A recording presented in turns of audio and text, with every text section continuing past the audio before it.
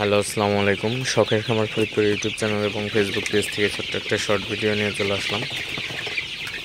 তো আপনারা দেখতে পাচ্ছেন আমার সোনালি সুপার হাইব্রিড মুরগির বাচ্চাগুলা কিন্তু আমি পুরো শেডে ছেড়ে দিছি আসলে। তো পুরো শেডে না ছাড়লে কিন্তু আসলে ওজনটা কিন্তু ওইভাবে আসে না। মুরগি ঘন হয়ে গেলে কিন্তু মুরগির ওজন কিন্তু কম থাকে।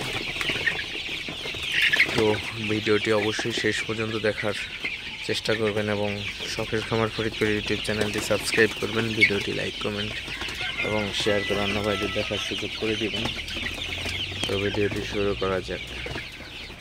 তো মুরগি পালনের ক্ষেত্রে খুবই ইম্পর্টেন্ট একটা বিষয় কিন্তু আসলে জায়গার স্পেস। তো আপনি যদি সঠিক স্পেসে মুরগিগুলো না ছাড়তে পারেন সেক্ষেত্রে কিন্তু আপনার মুরগিগুলার ওজনটা কিন্তু আপনার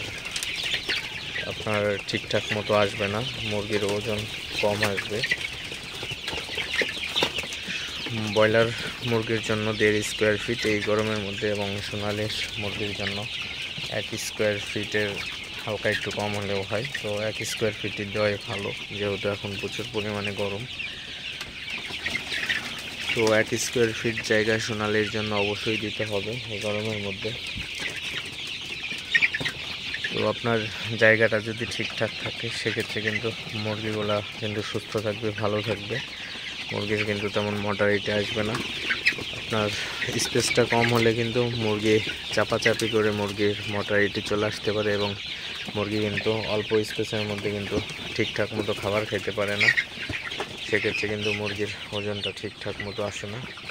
এবং সবচেয়ে বড় কথা, মুরগি হচ্ছে আপনার যদি ঠিকঠাক মতো হাঁটাচলা করতে না পারে স্পেসের জন্য সেক্ষেত্রে কিন্তু মুরগির বাচ্চার ওজনটা কিন্তু ওইভাবে আসবে না। তো এইগুলো অবশ্যই খেয়াল রাখবেন, সঠিক স্পেস দিয়ে খাবার পাত্রগুলো ঠিকঠাক মতো দিয়ে দিবেন, তাহলে কিন্তু মুরগির বাচ্চাগুলো তাড়াতাড়ি আপনার বেড়ে উঠবে, ওজনটা ওই তাড়াতাড়ি চলে আসবে। তো যাই হোক, ভিডিওটি আর বেশি বড় করবো না। সবাই ভালো থাকবেন, সুস্থ থাকবেন। শখের খামার ফরিদপুর ইউটিউব চ্যানেলটা অবশ্যই সাবস্ক্রাইব করবেন, ভিডিওটি লাইক কমেন্ট এবং শেয়ার করে অন্য ভাইদের দেখার সুযোগ করে দিবেন। তো দেখা হবে অন্য কোনো নতুন ভিডিওতে, নতুন কোনো আপডেট নিয়ে। আসসালামু আলাইকুম।